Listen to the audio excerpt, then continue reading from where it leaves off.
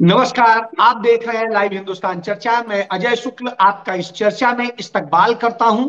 आज की चर्चा का विषय है हरियाणा भारतीय जनता पार्टी के अध्यक्ष ने आखिर क्यों कहा कि भाजपा का कोई एमएलए कांग्रेस में नहीं जा रहा है।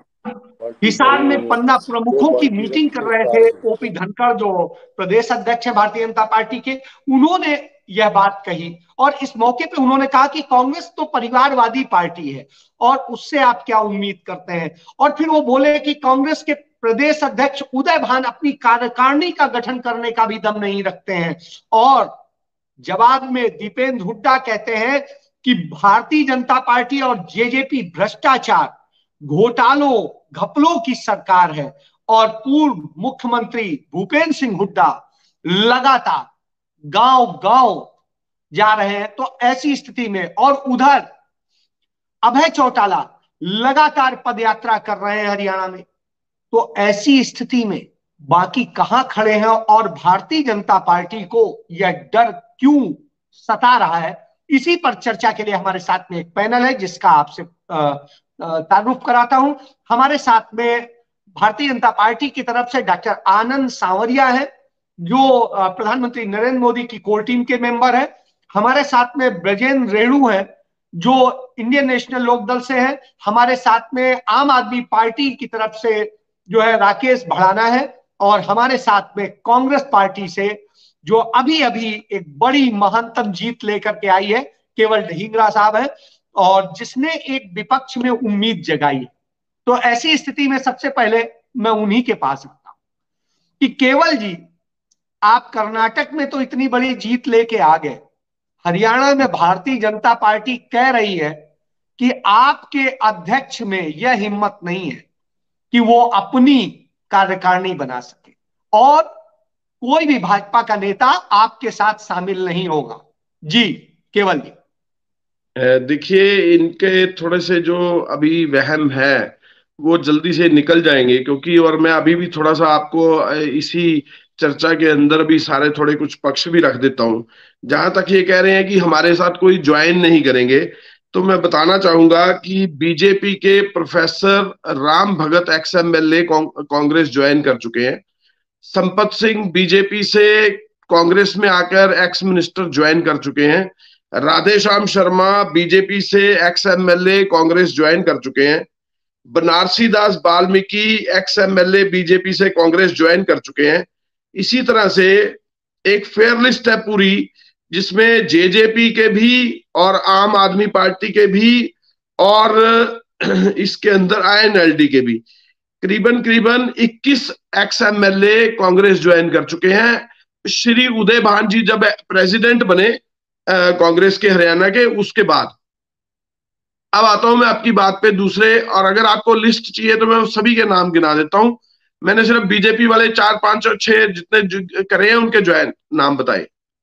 जी आप लिस्ट मत गिनाइए, हमें पता है, आप बताइए। जी जी जी। अब आए दूसरी बात पे। जिस तरीके से भाजपा एक तरह से अपना प्रचार करती है कि हम इस तरह से है, इनके दिन अब लद गए हैं। इनका इनका जो लोगों में झूठा प्रचार था उसका अंत आ चुका है। इनका जो लोगों में ये कहा गया कि हम जो है अच्छे दिन लाएंगे, 15-15 लाख रुपए लोगों की जेब में डालेंगे, काला धन आ जाएगा बाहर। और इनके जो वायदे थे मोदी जी के, 100 स्मार्ट सिटी बनेंगे और 2 करोड़ रोजगार हर साल मिलेंगे, ये सारे दावे जो हैं वो खोखले साबित हो चुके हैं। आज क्या हमारे बात देश करते में। हैं केवल जी? केवल जी, आप चंडीगढ़ जी रहते हैं, चंडीगढ़ को उन्होंने स्मार्ट सिटी बना दिया है, बगल में पंचकुला को बना दिया है, तमाम और शहर बना रहे हैं, गुड़गांव बना रहे हैं, ये बना रहे हैं, तमाम सारे शहर स्मार्ट सिटी बना रहे हैं। जी। अजय भाई, वो ऑलरेडी ऑलरेडी स्मार्ट थे। ये इन्होंने नहीं बनाया, ये ली कार्बूजिया ने चंडीगढ़ बनाया। उस समय ही ये स्मार्ट था। और जहां तक 100 स्मार्ट सिटी इन्होंने बनाने थे, उसमें चंडीगढ़ का नाम तो आना नहीं चाहिए था। उसमें तो आना मैं चाहिए एक था चीज और शाहबाद का। केवल जी इसमें इसमें पूछता हूं कि पंडित जवाहरलाल नेहरू ने चंडीगढ़ बनाया, लेकिन उन्होंने कभी क्रेडिट नहीं लिया कि उन्होंने बनाया। वो जी बिल्कुल, आप सदैव ली सही। कर्बूजियर को देते रहे। जी। आप सही कह रहे हैं। आज भी कोर्ट के अंदर भी और बाहर भी और चंडीगढ़ की हर बात में ली कार्बूजिए का नाम ही आता है, नेहरू जी का नहीं आता है, क्योंकि कांग्रेस काम करती है और वो उसका प्रचार जो है इस तरीके से नहीं करती कि आप उसका भंडामरण करिए और उस तरह से मीडिया के बीच में लेके जाइए नहीं, और लेकिन अपनी मोदी जी पीठ ने तो बना खुद ही दिया ना। थपथपाइए। जी, मोदी जी ने तो बना दिया ना सर। मैं वही तो कह रहा हूं कि बनाया कुछ नहीं और नाम जो है अपना अपनी पीठ खुद थपथपा रहे हैं। ऐसे ऐसे में एक्चुअलिटी जो है वो डिफर करती है असली बात से, नकली बात डिफर कर जाती है। और नकली बातें ये करते हैं, नकली बातें जो है वो ज्यादा देर तक नहीं चल पाती हैं, क्योंकि लोगों को मालूम है कि चंडीगढ़ जैसा पहले था वैसा ही अब है। और मैं आपको ये भी बताना चाहूंगा, ये जो जो इनको स्मार्ट सिटी अगर बनाना चाहते थे, अगर, तो ये बनाते कुछ ऐसी सिटीज को जो ऑलरेडी, जिसकी हालात बहुत खराब है, या जो वो अभी अभी कस्बे हैं, नॉन सिटीज है, उनको सिटी बनाते तो शायद लगता कि इन्होंने कुछ सिटी बनाने की बात सोची है। मान लो एक शाहबाद को आप एक अव्वल दर्जे का चंडीगढ़ से भी प्रबुद्ध शहर बनाते, तो मैं मुझे लगता कि हाँ भी बहुत अच्छा काम किया है। मुझे ऐसा लगता नहीं है कि कोई भी, आप चंडीगढ़ का जिक्र करते हैं, आप करनाल का जिक्र करिए, करनाल को भी ये स्मार्ट सिटी कहते हैं। अब करनाल के अंदर भैंसें घूम केवल जी रही हैं। हरियाणा में कई तहसीलें, कई जिले सब तो बना दिए हैं। आप मेरे साथ चलिए अजय जी उन जिलों में, और मुझे दिखाइए कि वो जिला कहां से स्मार्ट हुआ है, कौन सी जगह से स्मार्ट हुआ है, कैसे स्मार्ट हुआ है। ये एक भुलावा है जो लोगों को मूर्ख चलिए बनाने उससे की मूल राजनीति जो है सवाल पे मोदी जी आते कर हैं। रहे हैं। मूल जी, सवाल सवाल पे पे आते हैं। आते हैं जी, कि सवाल पे आते हैं। आपकी पार्टी के कितने लोग भाजपा में जा रहे हैं और भाजपा के कितने आ रहे हैं? मैं आपको फिर बताना चाहूंगा, हमारा एक भी आदमी भाजपा में अब नहीं गया है आफ्टर उदय भान जी के कांग्रेस में शामिल प्रेसिडेंट बनते ही। कोई भी आदमी भाजपा में शामिल नहीं हुआ, नंबर वन। नंबर टू, जब शामिल हुए थे आज से आप करीबन लगा लीजिए 10-12 साल पहले जब शामिल हुए थे, उन लोगों की दयनीय हालत है हरियाणा के अंदर, मैं हरियाणा की बात कर रहा हूँ, उन लोगों की दयनीय हालत है। वो भी लोग हमारे पास दोबारा वापस आना चाहते हैं। हम जिसको लेंगे लेंगे, जिसको हम देखेंगे, जो आदमी हम मतलब धोखा देके गया है, जो आदमी हमारे साथ दगाबाजी करके गया है या अभी तक दगाबाजी करता रहा है, शायद हम उनको ना भी ले, लेकिन हम कांग्रेस में शामिल लोगों को, आम आम लोगों को, बहुत सारे लोगों को हम कर रहे हैं, जिसकी मैं आपको लिस्ट अगर कहें तो मैं गिनवा सकता हूँ। नहीं नहीं नहीं नहीं जेजेपी नहीं, से, नहीं कोई नहीं, मैं विजेंद्र जी के पास जाऊंगा। विजेंद्र जी, मैं थोड़ी वो कह थोड़ी सी इसमें जी, बात रखना चाहूंगा। जो जो तो एक्स एमएलए और मैं एक्स केवल जी मिनिस्टर है वो आपके तो पास हुए, दोबारा आता हूँ, सबका एक बार ले लूं फिर आता हूँ। चलो ठीक है, केवल ठीक जी है। है। जी, ठीक। विजन जी, जिस तरीके की बात हो रही है, जिस तरीके से भारतीय जनता पार्टी के प्रदेश अध्यक्ष ने कहा, क्या कहीं डर तो नहीं दिखाई दे रहा है भाजपा में? या भाजपा सचमुच इतनी ताकतवर है कि कोई उनका कहीं पर भी, कांग्रेस की छोड़ दीजिए, कहीं पर भी जाने की स्थिति में नहीं है, बल्कि दूसरे ही आएंगे? और बिल्कुल। दूसरी चीज, वो जब कांग्रेस पे आरोप लगाते हैं तो साथ साथ आप पर भी आरोप लगाते हैं कि यहां पे तो सब परिवारवादी पार्टियां हैं, लेकिन जेजेपी भी उनके साथ है। तो ऐसी स्थिति में आपसे विजन जी। हाँ अजय जी, देखिए जहां तक के इनकी पार्टियों के एमएलए, पूर्व एमएलए या मंत्री दूसरी पार्टियों में जाने की बात है, और खुद जब एक प्रदेश अध्यक्ष मंच के माध्यम से कहता है कि हमारे पार्टी का कोई भी सदस्य दूसरी पार्टी में नहीं जाएगा, इसका मतलब देख लेना आप, इसका बड़ा तूफान आने वाला है बीजेपी पार्टी में। ऐसा तूफान आएगा, ऐसी आंधियां चलेंगी, ये भारतीय जनता पार्टी पूर्ण रूप से बिखर जाएगी। इसीलिए उनके मुंह से ये बातें आने शुरू हो गई हैं। जो जो इलेक्शन नजदीक आएगा, ये पूरी की पूरी पार्टी बिखरने का काम करके बहुत सारे एमएलए मंत्री आज इनको त्याग पत्र देने वाले हैं। और तो और कई तो जो है सांसद हैं, उन्होंने खुले तौर पर भी कह रखा है कि हम हमारे को साथ यहाँ न्याय नहीं हो रहा है और हम कभी भी इस पार्टी को छोड़ करके जा सकते हैं। आप जो बैठे हैं, क्योंकि अभी लगभग 1 साल का वक्त और बाकी है शासन का, लोग समझते हैं कि चलो 1 साल और सत्ता का सुख भोग ले, लेकिन जो जो जो ही इलेक्शन की डिक्लेरेशन आ जाएगी, आप देखना कितने सारे इसमें से भाग भाग करके दूसरी पार्टियों में जाने का काम करेंगे। जिस प्रकार तानाशाही तरीके से आज हरियाणा प्रदेश का शासन चला हुआ है, मुख्यमंत्री जी केवल और केवल दिल्ली के इशारे के ऊपर शासन चला रहे हैं। आज हरियाणा प्रदेश में हरियाणा की गवर्नमेंट नहीं है शुक्ला जी, आज हरियाणा प्रदेश में दिल्ली की सरकार चल रही है। दिल्ली से गाइडलाइंस मिलते हैं, इंस्पिरेशन दिल्ली से लेते हैं, उनके अनुसार सरकार चलाने का काम करते हैं, जिसके कारण लोकल नेता बहुत तंग है, परेशान है, और समय आने पर इस पार्टी में बहुत बड़ा बिखराव करने का काम करेंगे। दूसरी बात ये कहते हैं परिवारवाद की बात है जी, परिवारवाद ये बताइए मुझे, इन्होंने अभी भव्य बिश्नोई को चुनाव लड़वाने का काम किया, क्या भव्य बिश्नोई परिवारवाद में नहीं आता है? कुलदीप बिश्नोई है ऑलरेडी भजनलाल परिवार से आ रहा, कितना बड़ा परिवारवाद है। क्या कुलदीप बिश्नोई जब उसमें वहां पर पार्टी में एक मजबूत नेता है, सीनियर वरिष्ठ नेता है, क्या उसकी जगह किसी और परिवार से क्यों नहीं इन्होंने उतारने का काम किया, क्यों नहीं दूसरे को लड़वाने का काम किया? क्या ब्रिजेंद्र सिंह ही सांसद बन सकता था हिसार से? ऑलरेडी उनकी माताजी जो है ना विधायक थी, ऑलरेडी उनके पिताजी केंद्रीय मंत्री थे, तो क्या उसी को उन्होंने सांसद बना था? सबसे बड़ी और तो अजय जी, यूपी के योगी आदित्यनाथ भी परिवारवाद की परिभाषा में आते हैं। उनके गुरु थे, जो गुरु का उत्तराधिकारी बनकर के ये वहां के मुख्यमंत्री बने हैं। इन्होंने भी संघर्ष नहीं किया, बल्कि एक विरासत को लेकर के राजनीति में उतरने का काम किया। कितने परिवारवाद के इनके उदाहरण गिनाएंगे? सबसे बड़ी यदि कोई परिवारवाद की पार्टी है तो भारतीय जनता पार्टी है। ये एक अलग बात है कि कांग्रेस पार्टी इनकी काट नहीं कर पाती, मजबूती के साथ अपनी बात नहीं रख पाती, वो एक अलग बात है। अदरवाइज तो भारतीय जनता पार्टी सबसे बड़ी परिवारवाद की पार्टी है, सबसे बड़ी भ्रष्ट पार्टी है, और सबसे बड़ी तानाशाही पार्टी है, जहां लोकतंत्र नाम की कोई चीज नहीं है। आज देखिए हिंदुस्तान की सरकार को केवल दो व्यक्ति चला रहे हैं, तीसरे व्यक्ति का कहीं नाम नहीं आता। इससे बड़ा लोकतंत्र का हनन क्या होगा? और देखिए कितनी बड़ी बड़े आंदोलन चलते हैं कि एक बार भी गृह मंत्री या हमारे प्रधानमंत्री उसके ऊपर कोई वक्तव्य देने की भी कोशिश नहीं करते हैं। तो इससे बड़ा अराजनीतिक सॉरी अलोकतांत्रिक कार्य क्या होगा? तो अजय जी, आज जो है ना परिवारवाद में सबसे बड़ी पार्टी भारतीय जनता पार्टी है, और अगर कोई बिखराव होने की नौबत आएगी तो इसमें आएगी जिस प्रकार से दिन प्रतिदिन भ्रष्टाचार की परतें उगड़ती जा रही हैं। अब देखिए मुख्यमंत्री जी के पूर्व ओएसडी का मामला अभी नीरज जी का चला हुआ है, किस प्रकार से एक 5 करोड़ की जमीन को उसने 75 लाख रुपए में अपने नाम करवाने का काम किया। तो जब ये शासन चला जाएगा, प्रदेश की जनता इंतजार कर रही है कि मजबूत कोई हमारा मुख्यमंत्री आए और इनके छिपे हुए घोटालों को उघाड़े और इनके पन्नों को पलटे, तो कितने सारे भ्रष्टाचार निकल करके आएंगे। सर और वो दूसरी पन्ना बात प्रमुखों, विजयन जी वो पन्ना प्रमुखों की ही मीटिंग कर रहे थे हिसार में, वहीं पे उन्होंने कहा।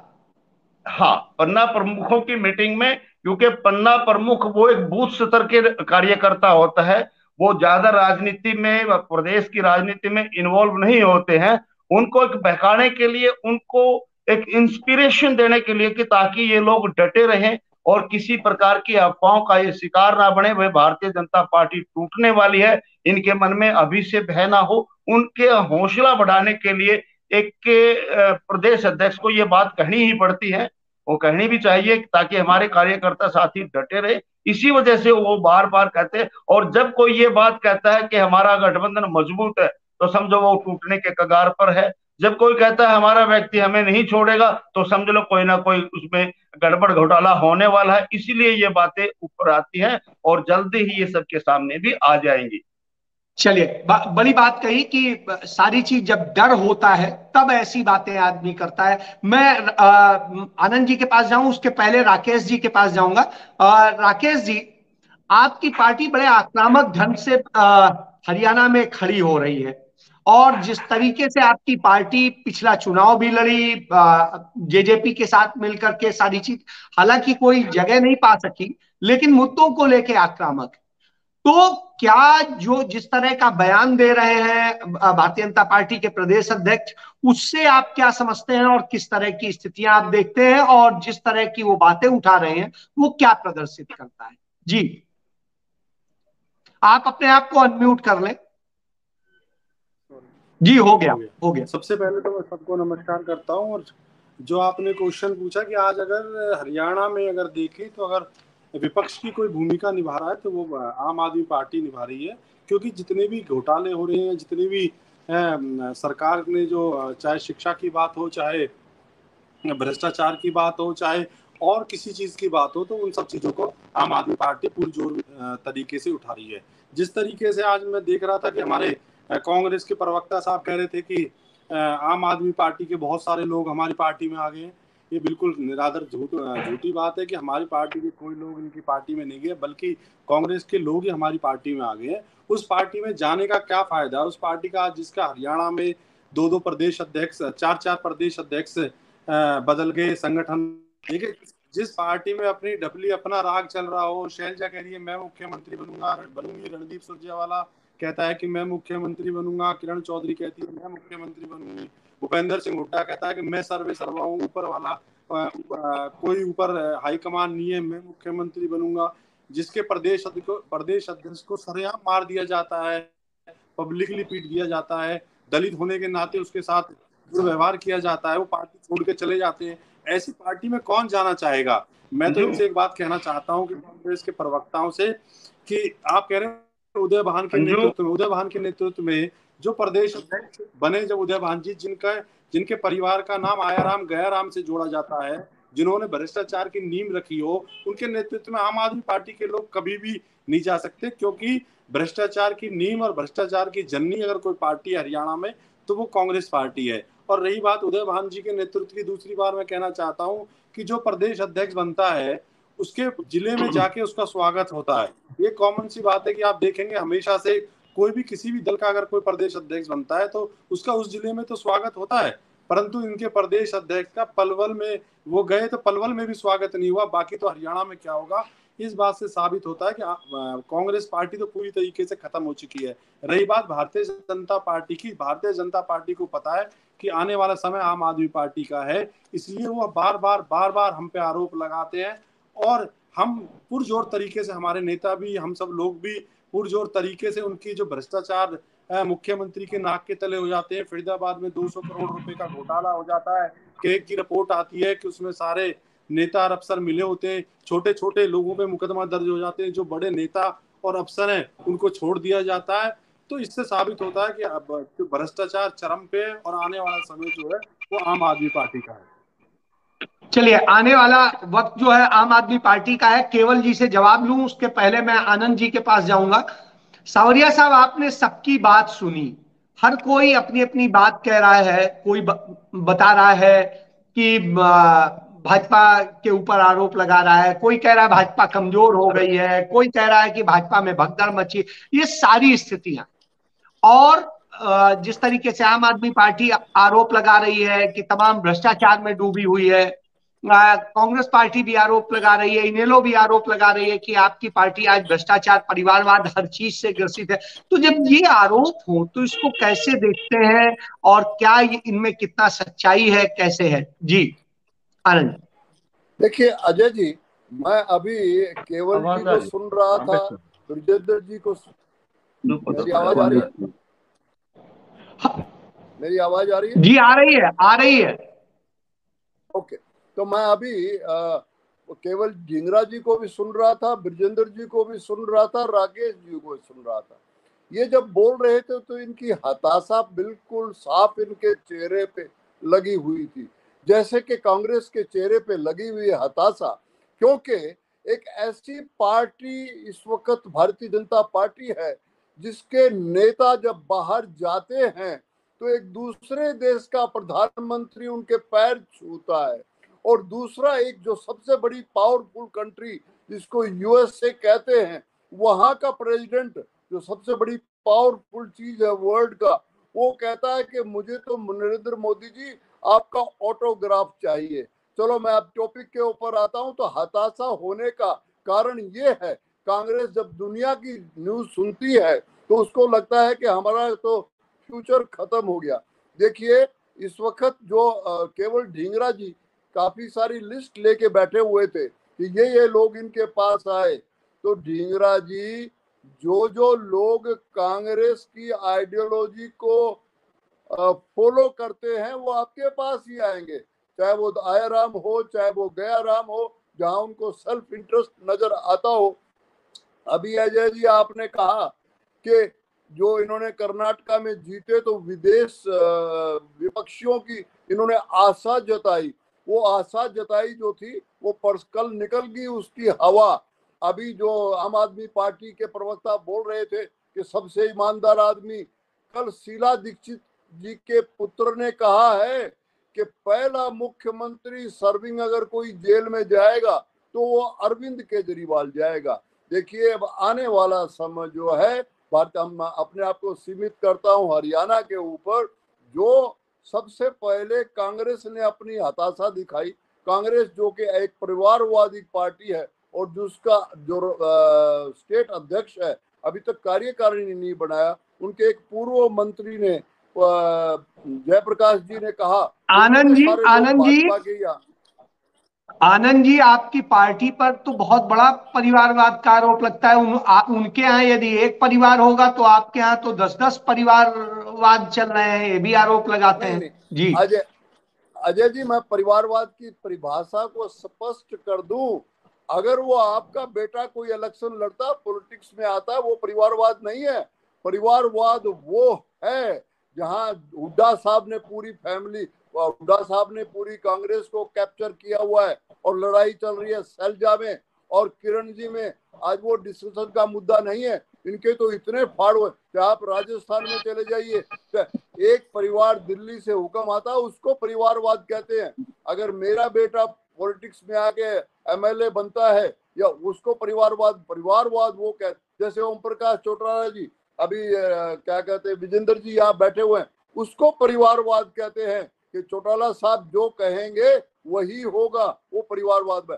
आने वाले इलेक्शन में 2024 में भारतीय जनता पार्टी पूरे बहुमत से यहाँ सरकार बनाएगी, क्योंकि जो काम इन्होंने किया है स्टेट लेवल पे, राष्ट्रीय स्तर के ऊपर, और जिस तरह से भारतीय जनता पार्टी ने परचम लहराया है, और तो कांग्रेस पार्टी तो करप्शन का पराया नाम है। अभी ढींगरा साहब को मैं सुन रहा था, उनको स्मार्ट सिटी की डेफिनेशन नहीं पता, वो कह रहे शाहबाद को स्मार्ट सिटी बनाओ। तो मैं ये कहना चाह रहा हूँ ढींगरा साहब, हुड्डा साहब तो अपने बेटे के साथ, अभी हुड्डा साहब ने गांव-गांव जाना शुरू किया है ताकि वो कुछ तो अपनी इमेज बता पाए, तो कुछ कर पाए। लेकिन उधर से कल किरण जी ने बड़ा एक स्टेटमेंट दिया है। ढींगरा साहब, मैं आपको बताना चाहता हूँ कि उदय भान जी कहते हैं एकता करो, तो एकता तो वहां से शुरू होती है जहाँ कुर्सियां हैं, जो आदमी कुर्सी पे बैठे हुए हैं वहां से एकता शुरू होते हैं। ये मैं नहीं कह रहा, ये किरण जी जो आपकी नेता हैं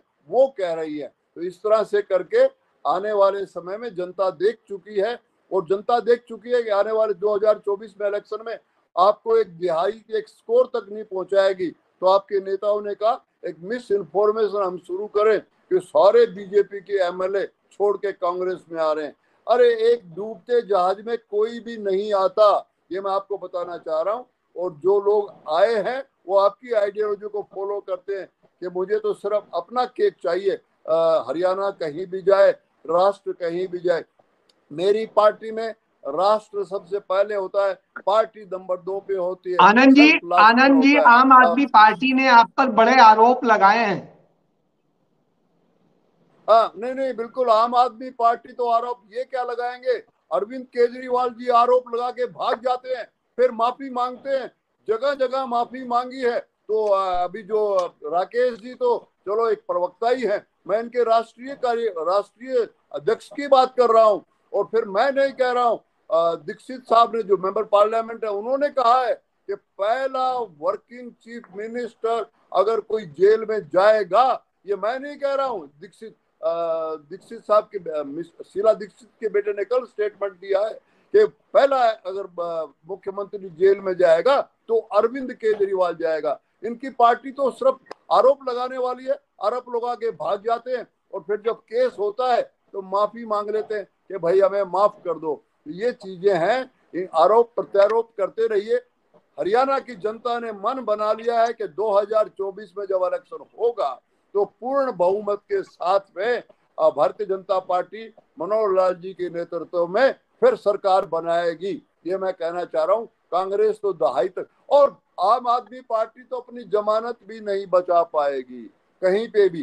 चलिए, आम आदमी पार्टी अपनी जमानत, जी आनंद जी लास्ट आपके पास ही आकर के कंक्लूड करूंगा मैं। आम आदमी पार्टी से ही जवाब ले लेता हूं।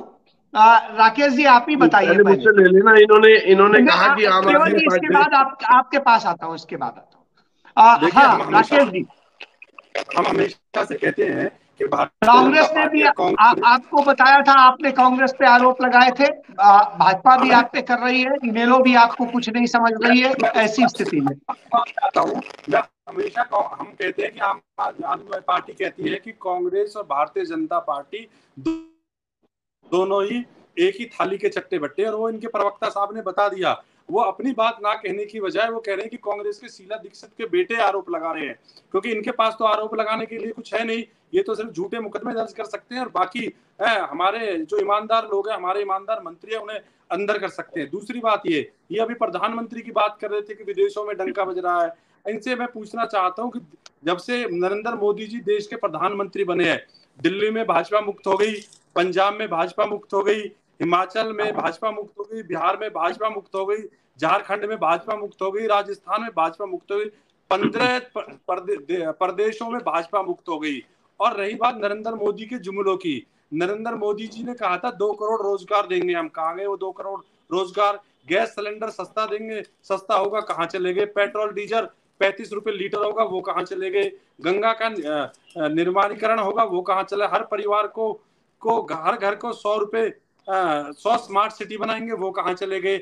हमने जो कहा, जो केजरीवाल साहब ने कहा, हमारी पार्टी को 10 साल बने हुए, जो हमने कहा वो पूरे देश में हमने करके। केजरीवाल जी ने कहा कि हर घर में मुफ्त बिजली देंगे, वो हमने दी। हर घर में मुफ्त पानी देंगे, वो हमने दिया। हर बच्चे को मुफ्त शिक्षा देंगे, वो हमने दी। राकेश जी, जितनी बातें आप कह रहे हैं उनके नतीजे भी बड़े विवादास्पद हैं। जी राकेश, देखिए जब देश आजाद होने के, जब हमारा देश गुलाम था, जब महात्मा गांधी जी देश को आजाद करने चले और उन्होंने ईमानदारी की बात रखी, तो लोग कहते थे, उन्होंने बहुत सारी टिप्पणियां उनके लिए की, परंतु देश आजाद हुआ। आज अरविंद केजरीवाल जी के नेतृत्व में दिल्ली में आज जाके देख लो, पंजाब में जाके देख लो, और राजस्थान और मध्य प्रदेश में भी अब लोग आने वाले समय में अरविंद केजरीवाल जी की बात कर रहे हैं, और वहां भी हमारी सरकारें बनेंगी। आज चलिए राकेश जी कह रहे हैं कि पंजाब में देख लीजिए, दिल्ली में देख लीजिए, राजस्थान और मध्य प्रदेश और छत्तीसगढ़ में भी उनकी सरकारें बनेंगी। मैं इसी पे केवल जी आपके पास फाइनल कमेंट के लिए आता हूं। जी देखिए, और इसके साथ साथ भाजपा ने भी आप पे आरोप लगाए हैं, उसके भी जवाब दीजिएगा। जी। आम आदमी पार्टी ने कहा कि कांग्रेस में कोई ज्वाइन नहीं करा। शिव शंकर भारद्वाज जो एक्स एमएलए थे, वो आम आदमी पार्टी छोड़कर कांग्रेस ज्वाइन कर गए। रमेश गुप्ता जो थे, वो एक्स एमएलए थे, वो भी आम आदमी पार्टी छोड़कर कांग्रेस ज्वाइन कर गए। राजकुमार वाल्मीकि थे, वो भी आम आदमी पार्टी छोड़कर कांग्रेस ज्वाइन कर गए, एक्स एमपी रहे हैं, सॉरी चुनाव लड़ा था एक्स एमपी का। और संदीप गोयल जी वाइस प्रेसिडेंट रहे हैं और आम आदमी पार्टी के, वो भी आम आदमी पार्टी छोड़कर कांग्रेस ज्वाइन कर गए। ब्रजेंद्र कादियान की जरूरत नहीं है, आप बात बताएं, नाम बताने की जरूरत नहीं, सबको पता है। जी नहीं, मैं इसीलिए कह रहा हूं कि ये लोग मानते नहीं ना, इनको मनाना पड़ता है, इनको समझाना पड़ता है कि ये लोग कभी आम आदमी पार्टी छोड़कर कांग्रेस ज्वाइन कर गए। अभी मैं ये भी बताना चाहूंगा कि बीजेपी के कितने समय की सीमा है केवल जी जी मैं थोड़ा सा टाइम लूंगा। संजीव बुआना थे, जुलाना से बीजेपी के कैंडिडेट रहे हैं 2014 के अंदर, वो कांग्रेस ज्वाइन कर गए। करतार सिंह सैनी थे, वो भी ज्वाइन कर गए। अरविंद शर्मा, दिलबाग संधि, कमलेश सैनी, ये सभी बड़े बड़े मोर्चों पे थे बीजेपी के, सभी कांग्रेस ज्वाइन कर गए। अभी मैं मुद्दे पे आता हूँ। अब मुद्दे की बात यह है कि ये जो सरकार है, इस सरकार से लोग निजात पाना चाहते हैं, चाहे वो कोई प्रदेश हो। अभी चुनाव आएंगे जो अक्टूबर नवंबर में, करीबन जो 4 चुनाव और हैं, जिसमें राजस्थान, मध्य प्रदेश और छत्तीसगढ़ है। आप भाजपा का हाल देख लीजिएगा, वहां पे भी यही हाल होने वाला है। और उसके बाद हरियाणा की बारी आएगी जब लोकसभा की, तो हरियाणा के अंदर 10 की 10 सीटें इनकी धाराशायी होने वाली हैं, क्योंकि इन्होंने वायदे कुछ किए थे, किया कुछ।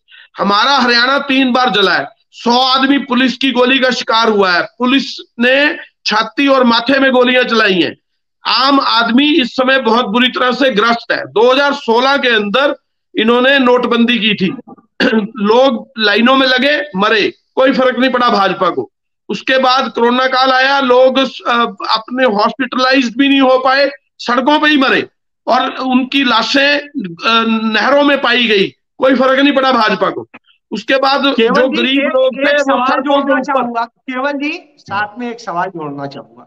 आप एक स्वतंत्रता संग्राम सेनानी परिवार से हैं जिसने एक महान योगदान दिया इस देश को जी। आज जब इस तरह की स्थितियां होती हैं तो आपका परिवार, आप लोग कैसे सोचते हैं, क्या इसके लिए देश आजाद कराया था? जी जी बिल्कुल। ये जो देश की हालात हम 9 साल में देख रहे हैं वो बहुत दयनीय है। आप ये देश देखें, जो समृद्ध हो रहा था देश, जो आगे बढ़ रहा था, उसको पीछे धकेलने का काम किया। आज हमारे जितने पीएसयू कांग्रेस के टाइम पे लगे थे वो सारे पीएसयू इन्होंने बेच दिए। और आप ये देखिए, उनको जब ऐसे ऐसे पूंजीपतियों को देश को दिया जाएगा तो उसके साथ क्या होगा कि देश में गरीबी जो है और गरीब बन जाएगा और जो अमीर है वो बहुत ज्यादा अमीर हो जाएगा। ये खाई जो पैदा कर रही है, ये भाजपा की सरकार ने 9 साल के अंदर सबसे ज्यादा पैदा की है। हालांकि वाजपेयी सरकार के अंदर, ये बीजेपी की सरकार के अंदर नहीं था। आम आदमी पार्टी कहती है कि आपका सब खत्म हो गया। नहीं नहीं, आम आदमी पार्टी तो खुद खत्म है। आम आदमी पार्टी के पास है क्या? आम आदमी पार्टी एक झूठ का पुलंदा लेकर आई थी। आम आदमी पार्टी ने बीजेपी से अपना हिस्सा बाहर निकाला और अपनी पार्टी बना ली और लोगों को आम बीजेपी के खिलाफ बोलते हुए आम आदमी पार्टी ने अपनी दिल्ली के अंदर जगह बनाई। लेकिन वो जगह आज जो है कहां है? आज इनके सारे के सारे मंत्री करप्ट पकड़े जा रहे हैं, सारे के सारे एमएलए करप्ट पकड़े जा रहे हैं। कोई करप्शन के बेस पे अंदर है, कोई पैसे लेने के सीधे बेस पे अंदर है, सीधे सीधे शब्दों में। और दूसरी बात, कुछ लोगों के ऊपर इतने संगीन इल्जाम लग रहे हैं, जैसे हमारे बच्चे वहां बैठे हैं वो यौन शोषण के इल्जाम लगा रहे हैं, पंजाब के अंदर कुकर्म के इल्जाम लग रहे हैं मंत्रियों के ऊपर। देखिए कितने बड़े बेशरम लोग हैं जो फिर भी कहते हैं कि हम बहुत बड़ा काम कर रहे हैं और कार्रवाई नहीं कर रहे। जी नहीं, मैं शब्द इसलिए यूज कर रहा हूं, कार्रवाई नहीं कर रहे। इन सरकारों की ऐसी मंशा है, क्योंकि ये भाजपा और ये आम आदमी पार्टी सेम है, इनके कारनामे भी सेम है और इनके जो सिस्टम है वो भी सेम है। आप ये देखिए, ये भी कार्रवाई नहीं करते, वो भी कार्रवाई नहीं करते। अपने ही आदमियों के ऊपर जब कार्रवाई ना करना शुरू कर दे बंदा, उनको क्लीन चिट देना शुरू कर दे, तो इसका मतलब है कि वो पार्टी जो है उसका धाराशायी होना तय है। जी विजयन जी, आपके पास फाइनल कमेंट के लिए आऊंगा। राकेश जी, आपको बोलने का मौका दे चुका हूं, अभी जैसा टाइम होगा मैं आपका देखता हूं। विजयन जी आप बताएं कि जिस तरह की स्थितियां सब आप सुन रहे हैं, सारे भाजपा पे तमाम चीजों की, भाजपा की सरकार को लेके बहुत कुछ राकेश जी ने बताया कि ये सरकार कैसी है और बहुत सारी चीजें आपको पता है, जमीनी हकीकत देख रहे हैं। जी अजय जी, देखिए अभी हमारे बड़े भाई आनंद जी कह रहे थे कि हमने बहुत सारे काम किए हैं, 2024 में हमारी सरकार बनने जा रही है। मैं पूछता हूं, अगर ये जो है ना चंडीगढ़ बुला बुला करके लोगों को पीटने को अपना काम मानते हैं तो हो सकता है जनता इनको वोट दे दे। हर वर्ग को चंडीगढ़ में बुला करके पीटने का काम इन्होंने किया, ये सबसे बड़ा काम है। दूसरा काम, हर रोज नए नए भ्रष्टाचार के मुद्दे उखड़ रहे हैं, एक ये इनका बहुत बड़ा काम है, ये भी काम किया है। इसका भी ये फल लेना चाहते हैं तो मुझे नहीं पता इनको मिलेगा। सरपंचों को बुला करके पंचकुला में वहां डंडी लाठियों से पीटते हैं, इसको भी अगर काम मानते हैं तो इनको बधाई हो। दूसरी बात, 750 किसानों को मीठी मौत के घाट उतार दिया, इसको बड़ा काम मानते हैं तो इसको भी इनकी बहुत बहुत बधाई हो। बेरोजगारी में हरियाणा प्रदेश हिंदुस्तान में नंबर 1 पर है, अगर इसको भी बड़ा काम मानते हैं तो इसकी भी मैं बधाई देता हूं इनको। और क्राइम में भी आज हिंदुस्तान में सबसे आगे हरियाणा प्रदेश है, नशा में सबसे आगे हरियाणा प्रदेश है। इसको भी अगर बड़ा काम मानते हैं तो मैं इनको बहुत बहुत बधाई देता हूँ। लेकिन सरकार का सपना लेना छोड़ दें तो शायद ये ठीक रहेंगे, क्योंकि नहीं तो 2024 में एकदम बहुत बड़ा झटका लगेगा 440 वोट का। इससे पहले ही अपना मन बनाना शुरू कर दे तो अच्छी बात है। और एक निवेदन भी करना चाहूंगा, अगर आप इनके समझ में आए तो नैतिकता के आधार पर यदि 2024 का चुनाव ना लड़े तो इनके लिए ज्यादा फायदेमंद रहेगा, और नैतिकता को दिखाते हुए चुनाव को ही छोड़ दे तो बहुत अच्छी बात रहेगी। अदरवाइज इनको बहुत बड़ी मुक्की खानी पड़ेगी। दूसरी बात, आपने कहा, मैं कहता हूं कि आप पार्टी और कांग्रेस पार्टी की बात भी कर लेते हैं थोड़ी सी, क्योंकि आप पार्टी तो कांग्रेस ही कहीं ना कहीं अच्छी है। अच्छी मानता हूं कांग्रेस को आपके मुकाबले में, क्योंकि इन्होंने अपना प्रदेश अध्यक्ष तो बना दिया, इनसे तो आज तक अपना प्रदेश अध्यक्ष नहीं बनाया गया है, और प्रभारियों के सहारे चला रहे हैं, और फिर बात करते हैं कि हमने भी कर दिया, वो कर दिया। भाई आप जो है ना अपना संगठन बना लीजिए, और 2029 में देखेंगे, तब तक अपना संगठन वगैरह खड़ा कर लो आप दोनों। जिस प्रकार से अभय सिंह की परिवर्तन यात्रा को लेकर के उनसे भयभीत होकर के मुख्यमंत्री ने जनसंवाद कार्यक्रम शुरू किया, वो केवल परिवर्तन पद यात्रा के भय में उन्होंने शुरू करने का काम किया।